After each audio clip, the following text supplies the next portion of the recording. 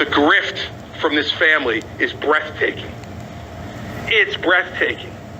Jared Kushner and Ivanka Kushner walk out of the White House and months later get $2 billion from the Saudis.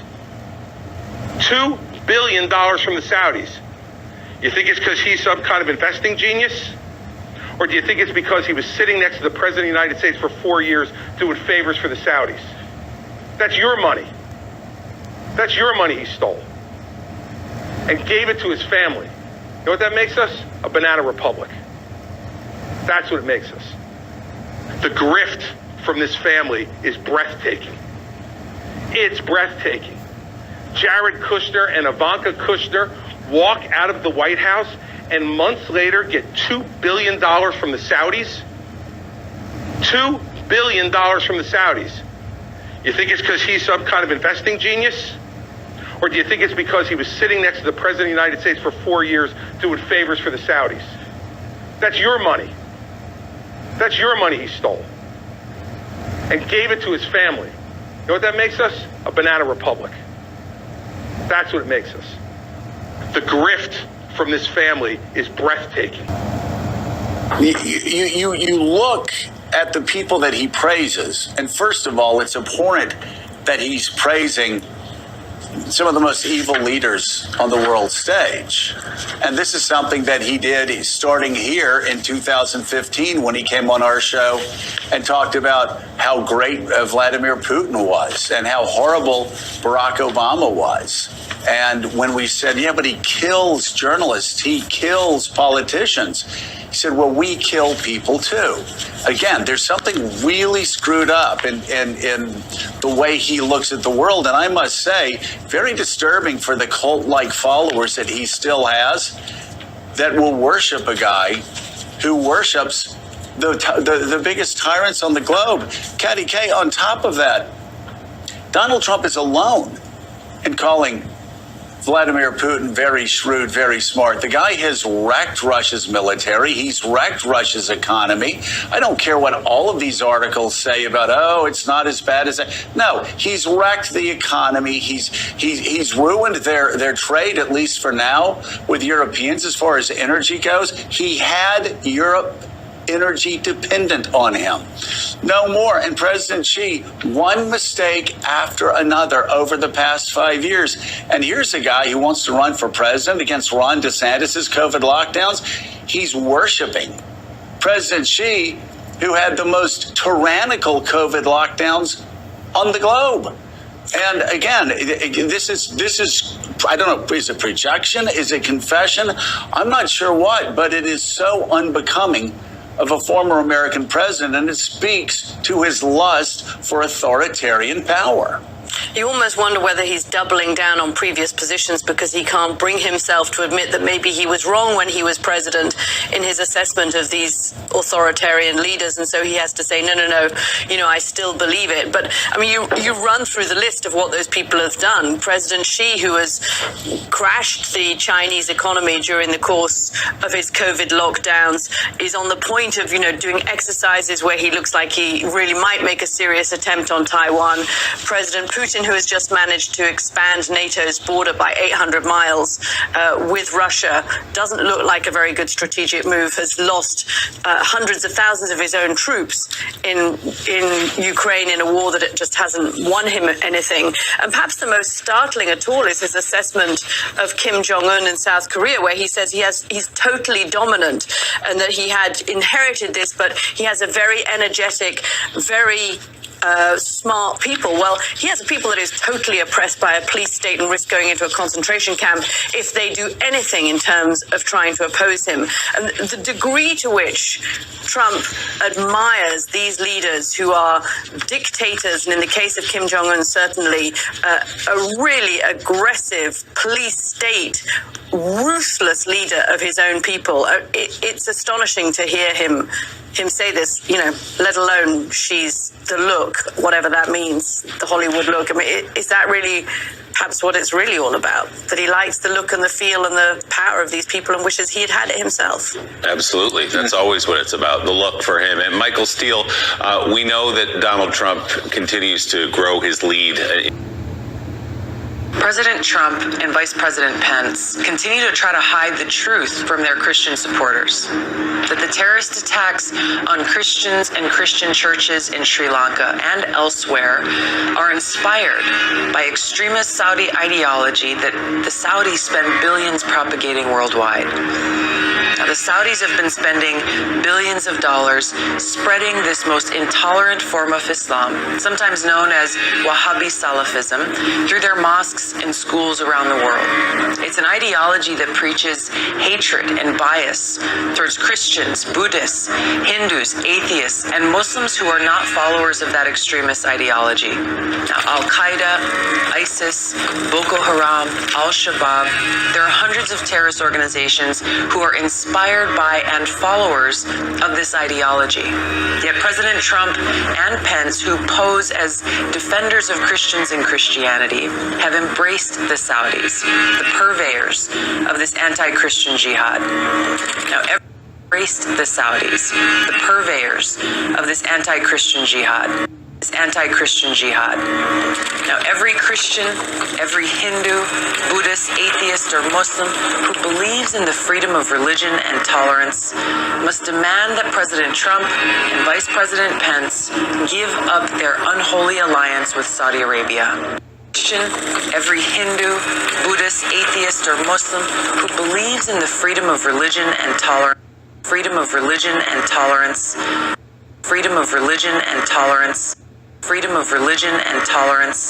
must demand that President Trump and Vice President Pence give up their unholy alliance with Saudi Arabia.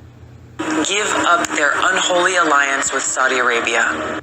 Give up their unholy alliance with Saudi Arabia. Or Saudi Arabia's, it's hard to say. Congressman, very good to have you. Thanks, Neil. It's good to see you.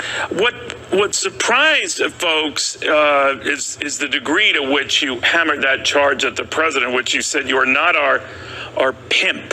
What did you mean by that? Well, let's just make sure that we're on the same page here and recognize the context of what I was responding to that the president tweeted out. And I just want to read you what he said in that tweet, saying that, quote, "We're waiting to hear from the kingdom as to who they believe was the cause of this attack and under what terms we would proceed." Look, Neil, I'm a soldier, and I took an oath as a soldier as well as a member of Congress to support and defend our Constitution of the United States, to serve the American people, and it's a huge disgrace to hear our commander-in-chief basically put us in a position, put us, the American people, our men and women in uniform, our military assets, in a position where we are servants of the Saudi kingdom, standing by and awaiting their orders on how we should proceed. This is an outrageous was he saying that, Congresswoman, giving as away much of our as trying? sovereignty. I understand what you're saying, but was he saying that as much as, they're looking into this? They're not marching orders here. They're saying they're trying to ascertain who was behind that attack, and that is what I think he was waiting on. Well, if Trump didn't mean what he said when he tweeted that out, that, we've got to see under what terms we would proceed, then he needs to clarify what he said and actually say what he meant. He's the president of the United States. He's the commander-in-chief of the strongest military in the world. And I think he really needs to be clear. So far, and this was said a couple of days ago, right, he has not issued any kind of clarification. And so all we can presume is that he said what he meant in that tweet. All right. He has not responded to your allegations or even tweeted a response. But what you did say is, I've never engaged in hateful rhetoric against you or your family, never will. But you're offering our military assets to the dictator of Saudi Arabia to use as he sees fit is a betrayal of my brother and sisters in uniform who are ready to give our lives for our country, not the Islamist dictator of Saudi Arabia. The question I have for you then, Congresswoman, if you become president of the United States, and Saudi Arabia were attacked like it was here, and apparently by Iran, would you not intervene? I would do what's in the best interest of our country. And as a soldier, I see these things very clearly, seeing what is our goal, what is our objective. And as it relates country. And as a soldier, I see these things very clearly, seeing what is our goal, what is our objective. And as it relates to Iran, we have two primary objectives. Number one is to make sure that Iran is no longer moving forward towards increasing and building their nuclear weapons capability, as they currently are since the Iran nuclear deal was torn up. And number two, to prevent, this all-out shooting war with Iran that it appears we are headed towards. This is important for two reasons. Number one is obviously we've got to make sure we're keeping the American people safe, keep that at the forefront. And we can accomplish these objectives by understanding and realizing that the current strategy has failed. It's not helping us achieve that objective, and therefore we need to re-enter the Iran nuclear agreement and get rid of these crippling economic sanctions that are continuing to escalate this war against Iran. Well, Iran has been doing this kind of stuff with or without sanctions, right? With or without a deal, right? So it doesn't seem to matter the occasion or the deal, right? They're provocative behavior in the Strait of Hormuz and elsewhere, right? While the Iran nuclear deal was in place, Iran was found to be in compliance, both by our own intelligence agencies, the IAEA, other countries' intelligence agencies. They were complying with that deal, and it was making it so that they were not moving forward towards building a nuclear weapon. Now that that deal has been thrown in the trash, Iran is continuing to move forward. Well, the nuclear deal notwithstanding, they have always been provocative, right? So I guess what I would ask you, would you as president then ignore that provocation, deal or no deal? Would you work on behalf with the Saudis? Do you like the Saudis more or less than Iran? What? It's not about who you like or who you don't like. It's just about, once again, focusing on our objective of keeping the American people safe. What has just happened and transpired over the last few days here didn't just pop up out of nowhere. So we can't look at this in isolation away from what has been happening over the last several months that really was kicked off by President Trump walking away from and throwing that nuclear deal in the trash, increasing crippling economic sanctions that are really hurting the people of Iran. Most of all, designating their military as a terrorist organization, deploying more of our troops to the region. So there's a number of things that have pushed us all, the world, to this point where we are today. So let me ask you, do you recognize Mohammed bin Salman as the leader of Saudi Arabia? Now, I know he was behind, a lot of signals point that he was behind the killing of that Washington Post journalist a little over a year ago, but he is still in charge. And others have said you can't pick and choose your leaders of countries you might not like. It is what it is. Would you talk to him? Would you deal with him? Would you, on an attack like this, do something in concert with him?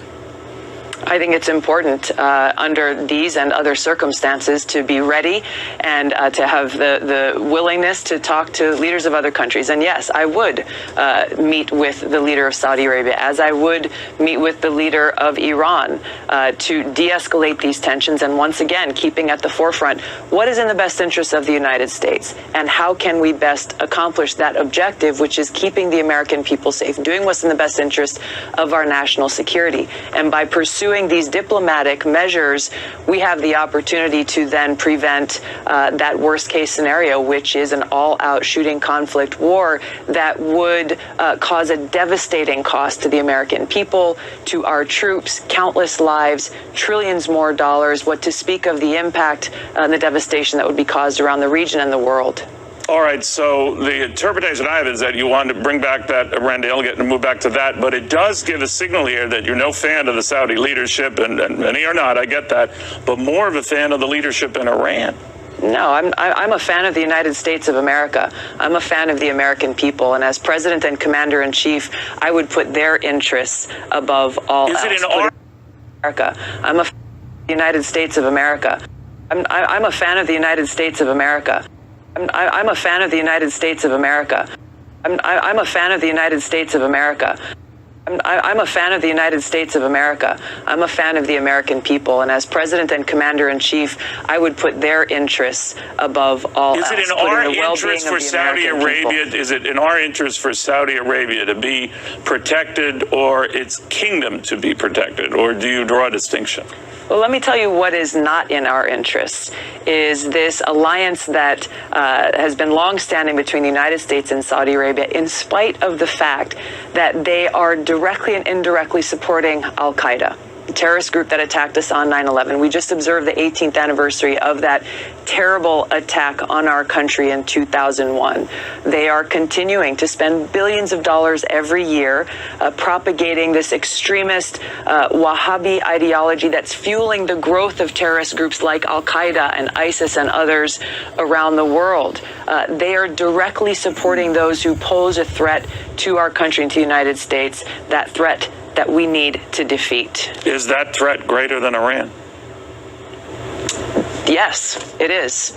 So Saudi Arabia is more of a problem for us than Iran is. Currently, Iran does not pose a direct threat to the United States. We have the opportunity to make sure that we prevent Iran from continuing to move forward towards developing a nuclear weapon. That's where we need to be focused. If I were president right now, that's exactly what I'd be doing. Getting back into that nuclear deal, getting rid of these crippling economic sanctions, and being able to make sure we can move forward in the interests of our national security. So President Tulsi Gabbard would see Saudi Arabia as a bigger threat to our country than Iran. What I would like to see is Saudi Arabia ending their support for Al-Qaeda, terrorist groups like Al-Qaeda. I'm sorry, that's not what I asked. That's not what I asked. I know, you're turning my words around. No. I want to just be very clear. But you have a higher opinion of Iran than you do Saudi Arabia. No, that's not at all what I'm saying. That's not what I'm saying. I'm focused on how we can best keep the American people safe, on how we can make sure that we have our national security intact. And the Saudis are a bigger threat to that safety than Iran. I just want to be clear. The Saudis are directly supporting the very terrorist group that attacked us on 9/11 and that continue to pose a threat to the American people today. So if the president were to take action against Iran, with or without Saudi intelligence or help, that would be a bad move in your eyes. That would be a very bad move. It would not serve the interests of the United States. It would cost thousands more of my brothers and sisters in uniform their lives. It would cost us as taxpayers trillions of dollars more. It would make the Iraq war that I served in look like a picnic compared to the cost and the consequence and the devastation that would come about as a result of that war. What to speak of the fact that it would be unconstitutional, given the president would do that without that authority coming from Congress. Man who threatened to burn down Manhattan's Diamond District if New York Governor Andrew Cuomo and New York City Mayor Bill de Blasio didn't meet his demands was arrested and charged with making terroristic threats. The man identified himself as Ace Burns. He said he's giving a demonstration from Barclays Center and then bringing it to City Hall. He said he wants the mayor and governor to come out and talk and provide the youth with direction. He threatened to burn the Diamond District using gasoline if the two politicians did not meet his demands. The man made his demands during a live interview with Fox News. The New York City Police Department put a picture of the man's mask and said he was taken in to be interviewed. The man's real name is Israel Burns. In a video posted to his social media account, he can be seen giving a protest at Brooklyn's Barclays Center while wearing a Black Lives Matter medallion. Burns was charged with posted to his social media account, he can be seen giving a protest at Brooklyn's Barclays Center while wearing a Black Lives Matter medallion. Barclays Center while wearing a Black Lives Matter medallion. Barclays Center while wearing a Black Lives Matter medallion. Burns was charged with making terroristic threats, aggravated harassment, and false reporting. Officials say Burns is awaiting arraignment at the Brooklyn Criminal Court. De Blasio says he's lifting the city's 8 p.m. curfew after police eased up on enforcing it Saturday. Because we got each day have been peaceful, and I was actually here speaking to one of the organizers who said that you have been encouraging people to continue demonstrating for how long? I mean, we've been doing this for a week. What is the message, and at what point does the message get across? You know, people keep asking when it's going to end. The question shouldn't be when it's going to end. The question should be, what policies are we going to enact to make people feel safe in their own communities? And, you know, I'm a leader of this FTP movement. It means a lot of things. It can mean free the people. It can mean for the people. It can also mean fire to property. You know, and that's very possible. Today I'm leading a demonstration from Barclays Center at 6 p.m. to City Hall. And that's the first stop. And we're hoping de Blasio and Cuomo come out and talk to us and give for the people. It can also mean fire to property. For the people, it can also mean fire to property. Other people, it could also mean fire to property. And we're hoping de Blasio and Cuomo come out and talk to us and give the youth some direction. But if they don't, the next stop is the Diamond District. And gasoline, thanks to Trump, is awfully cheap. So we're giving them a chance right now. Direction. But if they don't, the next stop is the Diamond District. Direction. But if they don't, the next stop is the Diamond District. Direction. But if they don't, the next stop is the Diamond District. Direction. But if they don't, the next stop is the Diamond District. And gasoline, thanks to Trump, is awfully cheap. Thanks to Trump, is awfully cheap. Thanks to Trump, is awfully cheap. Thanks to Trump, is awfully cheap. So we're giving them a chance right now to do. Here's his reaction. Oh, well, if you look at the statistics of people coming, I didn't say about Mexico, I say the illegal immigrants. You look at the statistics on rape, on crime, on everything coming in illegally into this country, they're mind-boggling. If you go to Fusion, you will see a story about 80% of the women coming in. I mean, you have to take a look at these stories. And you know who owns Fusion? Univision. And it was in the Huffington Post. I said, let me get some of these articles because I've heard some horrible things. I deal a lot of talking with people on the Border Patrols. Yeah. They're incredible people. I want to They get love some. our country. I They're want to get some. incredible. And I they want to get told some me clarification. No, but Don, all you have to do is go to Fusion and pick up the stories on rape. And it's unbelievable when you look at what's going on. So all I'm doing is telling the truth. I read the Washington Post, I read the Fusion, I read the Huffington Post, and that's about women being raped. It's not about criminals coming across the border or entering the country. Well, somebody's doing the raping, Don. I mean, The border or entering the country. Well, somebody's doing the raping, Don. I mean, The border or entering the country. Well, somebody's doing the raping, Don. What happened last November? So how did police learn about it? Well, the young girl was in school, and there's videos, onlookers of this event. We know it was at least on one day, and it might have been on other days. Also, things happened, but on the one main event, apparently videotaped and photographed things with their cell phones, and so it was getting, becoming a very popular, went viral basically around the school, and someone reported it to the school authorities that they'd seen this. They were very upset because they knew the young girl and they recognized her. Hang on, let me back you up. School officials. Let me back you up. This whole thing started, according to your article, from this 19-year-old young man who sort of lured this 11-year-old into a mobile home, an abandoned mobile home, allegedly. And then from there, he then called in other young men to partake. Yes? Right. It started out, he asked her to go riding around with him and some other, 3 other young men, I think it was. And they first went to another person's house. And it kind of started actually at this one house. And then when a relative of that person came home, they scrambled out the back window and they ended up in that mobile home, and it continued on there. Now, so far, 18 young men have been arrested. According to you, they range in age from middle school all the way up to 27 years of age. How are police tracking them down? All through these videos that were allegedly shot? I believe so, in interviews, and it's been a long investigation, but I think it's 17 total so far. But it's been very because people are wondering who's involved, who's not. It's disturbing the whole basketball team, and I think they lost on Wednesday. Needless to say, they've lost a couple of players. Some of these people are adults. Some of these people have criminal records. Because you're saying some of these young men were on this Cleveland high school star basketball team. Is that what you got from investigators? Right. I understand. Right. They were. Well, I think the basketball team's ranked 3rd in the state, and so at least 2 of the people played on the team and were starters. Now they're not on there anymore. I don't believe, because they haven't returned to school.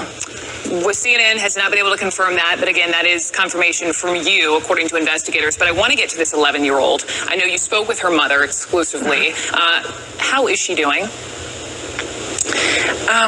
Her mother is saddened because she's prevented from being with her daughter, as is her brothers and sisters and father. Why They've been is that? separated. She's in a... Children's Protective Services will not discuss the case because there's a gag order, but but they've had some hearings, and the parents tell me that she's been put in foster care as a safe house because as these names come out, as this trial goes on, that it's going to become, dangerous for actually them too. They should move from the area, they believe, because there have been people calling the house and just saying, like, where is she? And they don't believe the mother that she's not there. Then they cuss and get upset, and they're worried it could become worse than that. And so they just kind of don't want any more pressure on her or the family. Understandable. I know you spoke with an attorney representing 3 of these young men. What did he say? What is his defense? Well, he believes that, you can't.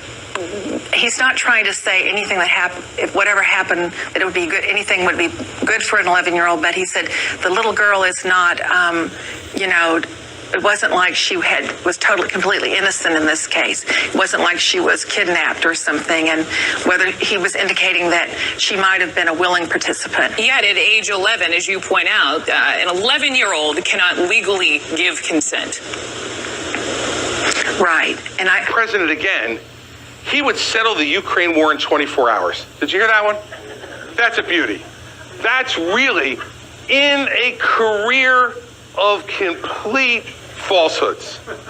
That makes the top 5. But let's give him the benefit of the doubt. Let's say Donald Trump could settle it in 24 hours. Let me tell you how he would. He'd give Ukraine to Russia. And he said it. He said it on television. He said it at CNN, and he said, look, Russia's going to wind up with Ukraine anyway, so what's the difference? That's how he'd settle it in 24 hours. He'd call Zelensky and say, hey, guess what? Time to raise the Russian flag up on the pole. We're out of here. So I'm going to talk about those things and a lot more because I don't want to do it all tonight because, I want you to come to the next one. But that didn't happen last time. He was given a free pass. Did he ever do this with you? Did Donald Trump come to New Hampshire 7 years ago and stand in the middle of the room and take any question from anybody without knowing who you were or what your question was going to be? Oh, no. He went over to the hockey arena and stood in front of a large crowd and gave his normal speech, waited for all of you to cheer and chant his name, and then he left. Got on his airplane and went home to sleep in his apartment in New York. I'm at the Hilton Garden Inn tonight, in case you're wondering. The bar's open until 11. So, guess what? I'm calling him out. It's time for him to stand in the center of this room and answer questions. It's time for him not to look at somebody and when he doesn't like their question, just call them a mean person. Right? Guess what? You want to be president of the United States? Stand in the center of the room in front of the people that you ask to govern and take their questions. And if he's unwilling to do that, send him back to Mar-a-Lago. Plays golf every day anyway. Let him go back to playing golf. And by the way, that's one other promise. I'm glad I brought that up. Remember, I stood on the stage in 2016. He said, with all the problems America has, how can Barack Obama play 120 days of golf? How can he do it? I won't play one day of golf. I'll be so busy solving your problems that I won't play one day of golf. 265 days of golf in 4 years. Now look, I don't golf. So I can guarantee you I won't be golfing. But that's not the point. The point is, it was all a lie. He plays golf. It was all a lie. It was all a lie. It was all a lie. He plays golf all the time. He owns golf courses. He plays golf all the time. He owns golf courses. So when he told you he wouldn't play one day of golf, here's the worst part. He never meant it. Never meant it. Never meant it. He never meant it. He never meant it. He never meant it. He never meant it. He never meant it. Now, seriously, if character is destiny, how do we reward that anymore? It's one thing to make a mistake. It's one thing to make a bad judgment. But when his whole life is about golf, when most of his profits are in owning golf courses, when his whole life is about golf,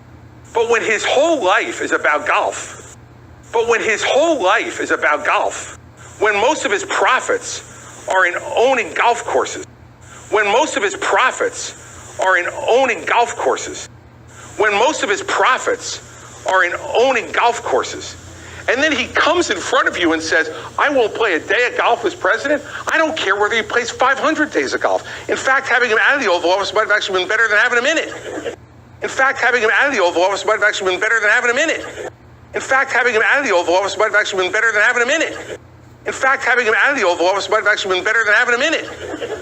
But don't lie to me.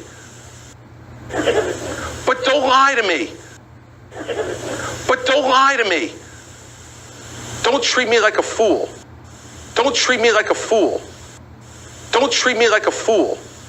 And tell me you'll never play when you know you have every intention of doing it. And by the way, making the Secret Service stay at your hotel and pay your hotel rates on the taxpayer's dime, too. Making the Secret Service stay at your hotel and pay your hotel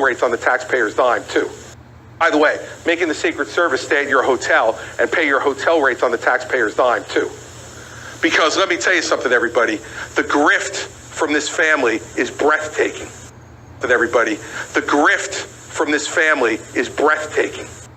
It's breathtaking. Jared Kushner and Ivanka Kushner.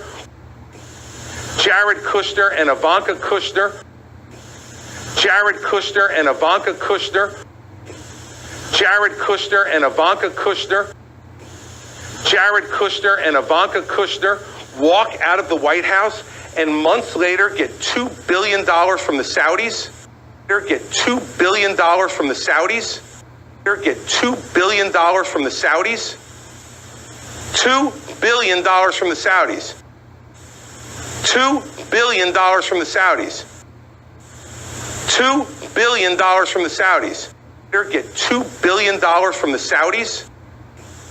Jared Kushner and Ivanka Kushner get $2 billion from the Saudis. $2 billion from the Saudis. $2 billion from the Saudis. You think it's because he's some kind of investing genius?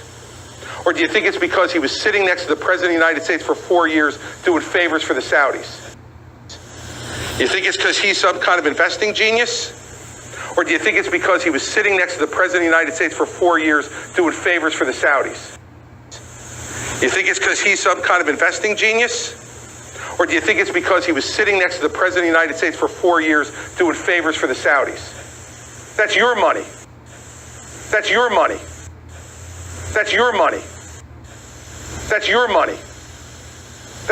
He stole and gave it to his family.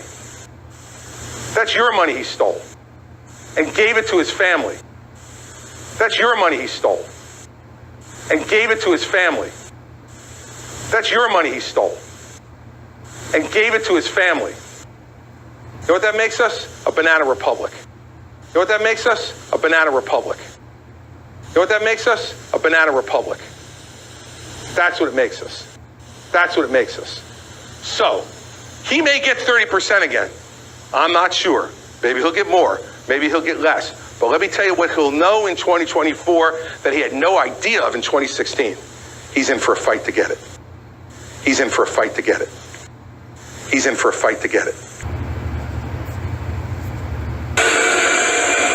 Another Twitter tirade by Donald Trump. The president questions why the US should continue to provide aid to countries that show no respect in return and don't reciprocate. On the Middle East, he tweets that the status of Jerusalem, which the US now recognizes as the capital of Israel, will no longer be part of future negotiations. It's not only Pakistan that we pay billions of dollars to for nothing, but also many other countries and others. As an example, we pay the Palestinians hundreds of millions of dollars a year and get no appreciation or respect. They don't even want to negotiate a long overdue peace treaty with Israel. The US ambassador to the United Nations confirmed that US aid to the Palestinians was in jeopardy. We very much still want to have a peace process. Nothing changes with that. The Palestinians now have to show their will that they want to come to the table. In another tweet, the president turns his attention back to North Korea, apparently responding to a New Year message from Kim Jong-un, in which he said the country's nuclear weapons could reach anywhere in the US. Mr. Trump tweets, North Korean leader Kim Jong-un just stated that the nuclear button is on his desk at all times. Will someone from his depleted and food-starved regime please inform him that I too have a nuclear button, but it is a much bigger and more powerful one than his, and my button works. It marks a new tone, a new level of rhetoric in the nuclear crisis with North Korea. For example, many believe that proper training might have prevented the tragic deaths of Antoine Rose and Botham Jean. As part of this new credentialing process, chokeholds will be banned. Chokeholds will be banned. Chokeholds will be banned. Chokeholds will be banned. One drug dealer over the course of his life or her life will kill 500 Americans, and his life or her life will kill 500 Americans, and his life or her life will kill 500 Americans, and I'm calling immediately for the death penalty for drug dealers and human traffickers. Americans, and I'm calling his life or her life will kill 500 Americans. One drug dealer over the course of his life or her life will kill 500 Americans, and I'm calling immediately for the death penalty for drug dealers. One drug dealer over the course of his life or her life will kill 500 Americans, and I'm calling immediately for the death penalty for drug dealers. For the death penalty for drug dealers. For the death penalty for drug dealers. For the death penalty for drug dealers. And just hours after President Trump commuted her sentence, an Alabama woman has been released from prison.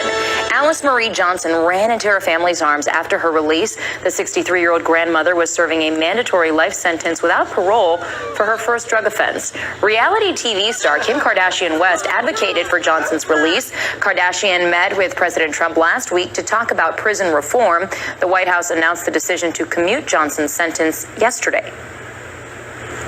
I'm feeling no handcuffs, nothing on me. I'm free to hug my family. Yes. I'm free to live life. I'm free to start over. Kardashian reacted to Johnson's release on Twitter, saying it was, quote, the best news ever.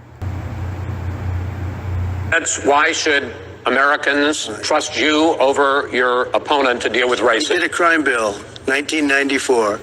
Where you call them super predators, African Americans, super predators, and they've never forgotten it. They've never forgotten it, Joe. No, sir, it's his 2 minutes. So you did bill, 1994.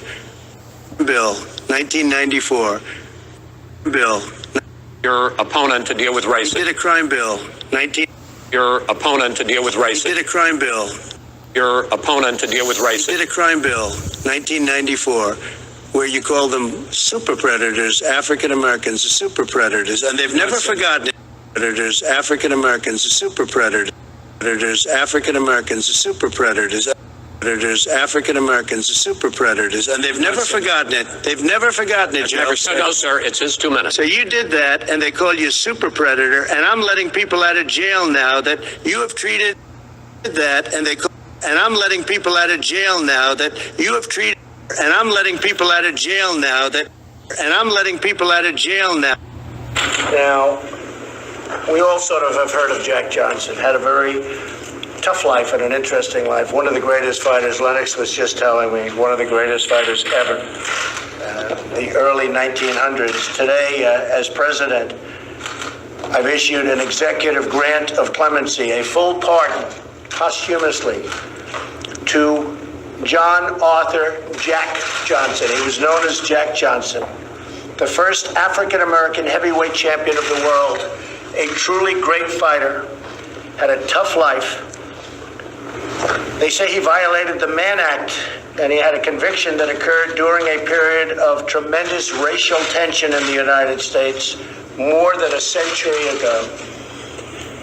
Johnson served 10 months in federal prison for what many view as a racially motivated injustice. He was treated very rough, very tough. In South Carolina, interrupt me, and the crowd started booing. I said, no, let's be quiet and listen to this person. I let him say the same thing twice. And I said, may I answer? He just kept screaming. Then a lady next to him said, I said, wait, listen to her. I let her say the same thing twice. I said, okay, may I answer? Just kept on screaming. Now look, what she's referring to are the increased sentencing provisions of the 1994 crime bill. 90% of the people in prison too long are in state prisons and local jails, more than 90%. But it's also true that there are too many people in the state prisons. I mean, the federal prisons. President Obama's trying to let them out. Here's what happened. Let's just tell the whole story. Here's what happened. Let's just tell the whole story. Here's what happened. Let's just tell the whole story. When I became president, the headlines in the newspapers were full of, now wait a minute, I listen to you, you listen to me. Vice President Biden, you guys know Vice President Biden, whose family comes from Scranton. He was the chairman of the committee that had jurisdiction over this crime bill. I had an assault weapons ban in it. I had money for inner city kids for out-of-school activities.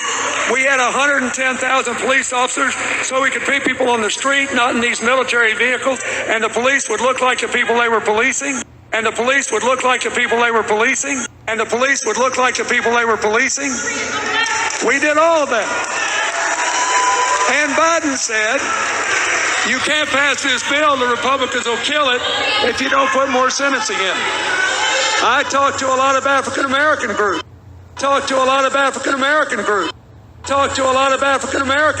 They thought Black Lives mattered.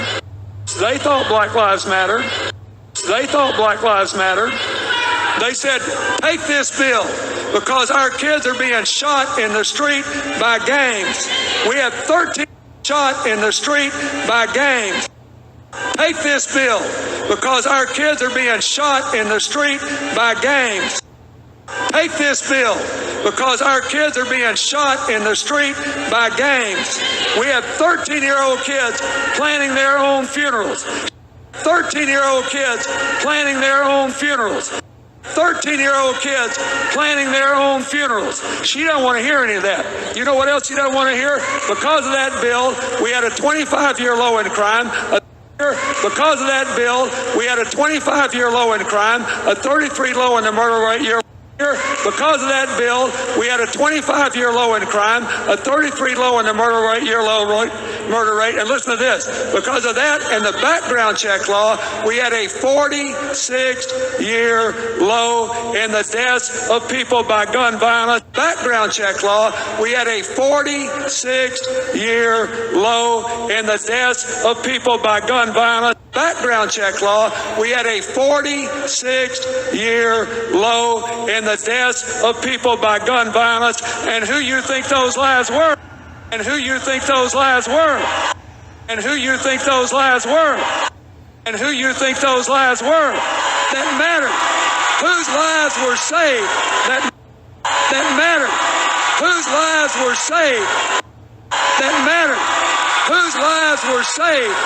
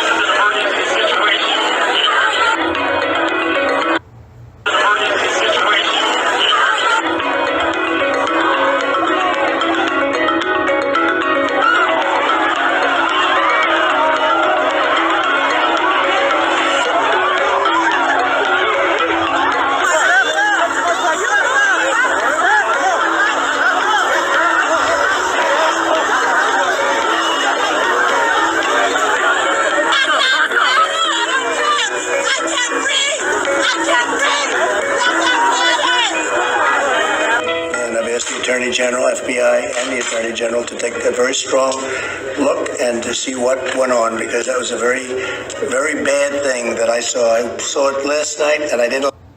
Very bad. What went on, because that was a very, very bad thing that I. What went on, because that was a very, very bad thing that I saw. I saw it last night, and. Any comment right now? I can tell you, I think what I saw was not good. And I didn't like it. Do you think those police officers should be prosecuted? I'm not going to make any comment right now. I can tell you, I think what I saw was not good. And I didn't like it. Do you think those police officers should be prosecuted? I'm not going to make any comment right now. I can tell you, I think what I saw was not good. Very bad. Anybody else? And I'm letting people out of jail now. And I'm letting people out of jail now that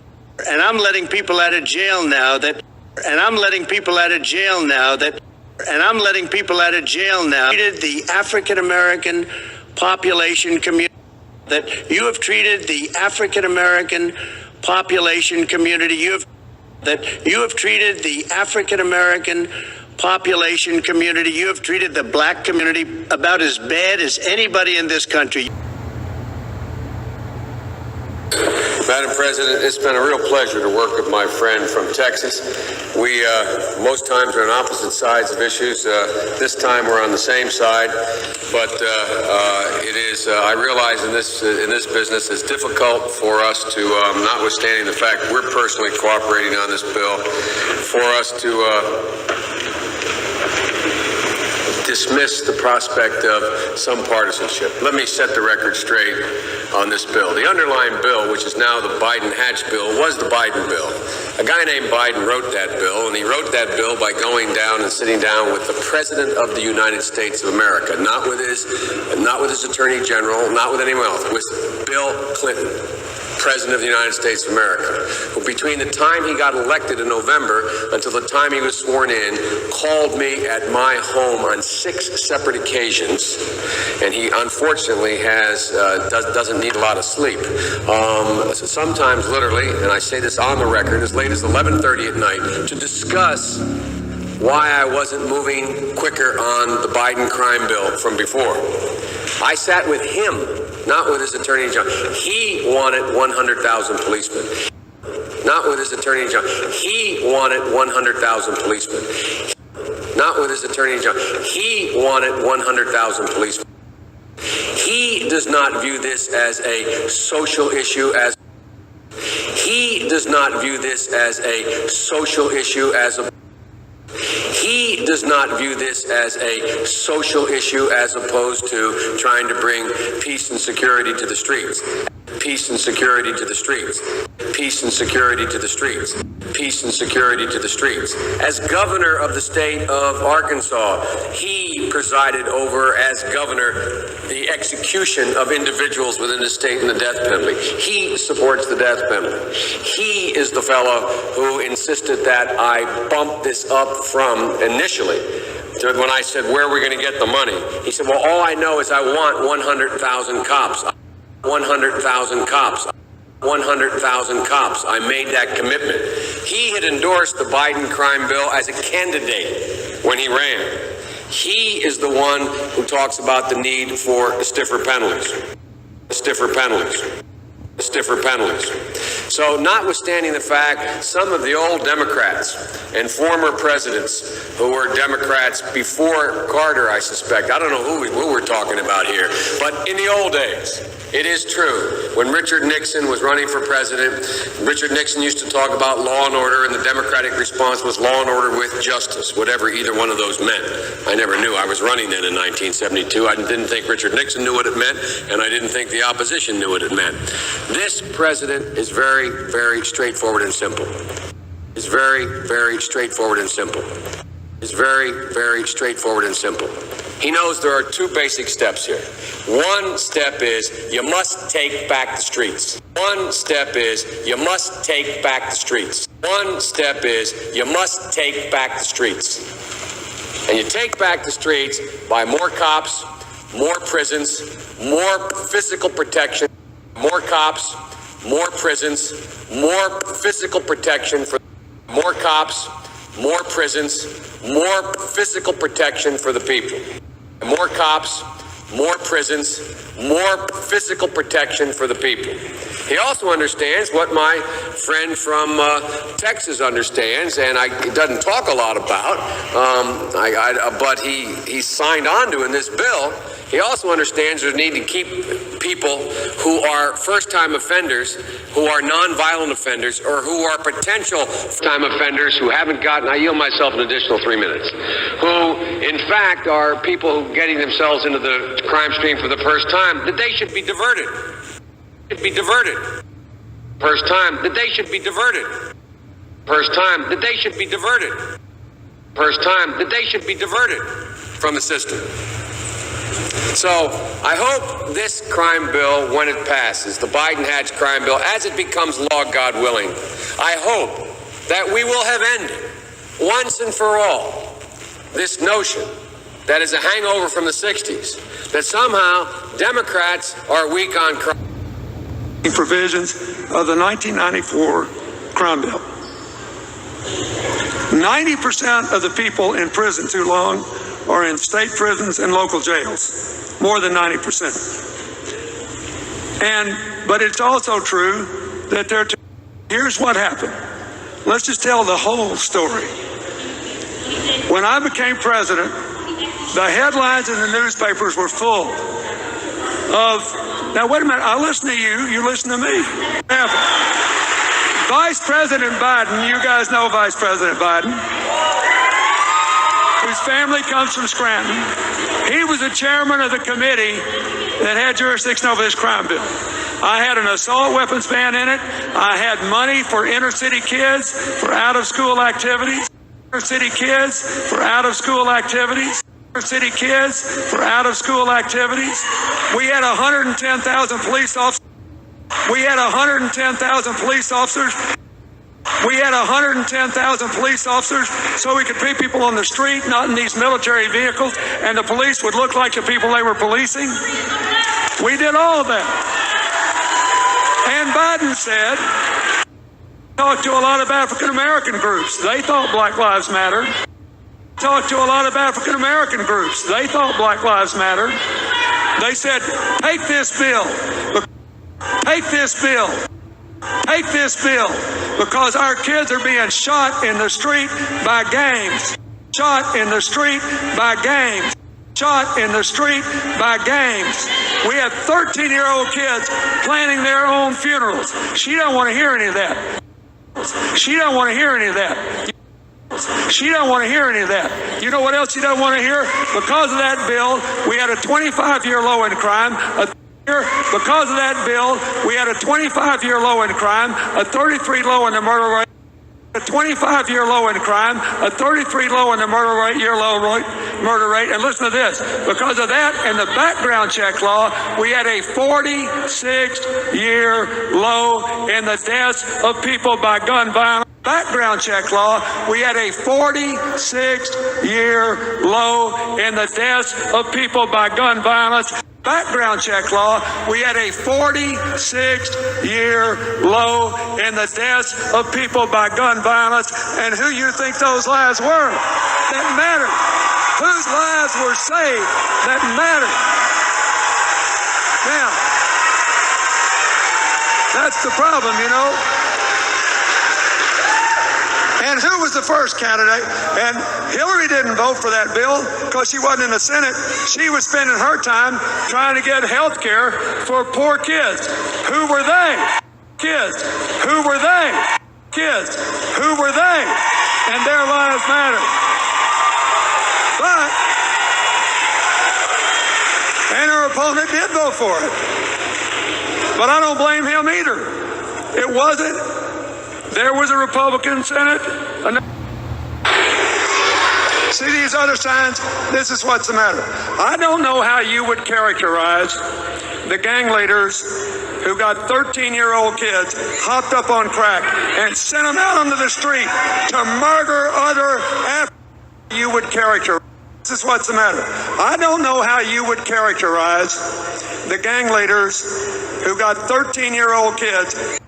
You would characterize the gang leaders who got 13-year-old kids hopped up on crack.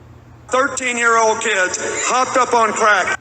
13-year-old kids hopped up on crack. 13-year-old kids hopped up on crack and sent them out onto the street to murder other African American children on crack and sent them out onto the street to murder other African American children, murder other African American children, murder other African American children, murder other African American children. Maybe you thought they were good citizens. Maybe you thought they were good citizens. Maybe you thought they were good citizens. Maybe you thought they were good citizens. She didn't. She didn't. She didn't. She didn't. She didn't. You are defending the people who kill the lives you say matter. Who kill the lives. She didn't. She didn't. You are defending the people who kill the lives you say matter. She didn't. She didn't. You are defending the people who kill the lives you say matter. Offenses, as most of these protests have been peaceful, and I was actually here speaking to one of the organizers. Who said that you have been encouraging people to continue demonstrating for how long? I mean, we've been doing this for a week. What is the message, and at what point does the message get across? You know, people keep asking when it's going to end. The question shouldn't be when it's going to end. The question should be, what policies are we going to enact to make people feel safe in their own communities? And, you know, I'm a leader of this FTP movement. It means a lot of things. It can mean free the people. It can mean for the people. It can also mean fire to property. You know, that's for the people. It can also mean fire to property. For the people, it can also mean fire to property. For the people, it can also mean fire to property. You know, that's very possible. Today I'm leading a demonstration from Barclays Center at 6 p.m. to City Hall. And that's the first stop. And we're hoping de Blasio and Cuomo come out and talk to us and give the youth some direction. But if they don't, the next stop is the Diamond District. Stop is the Diamond District. Stop is the Diamond District. Stop is the Diamond District. And gasoline, thanks to Trump, is awfully cheap. Thanks to Trump, is awfully cheap. Thanks to Trump, is awfully cheap.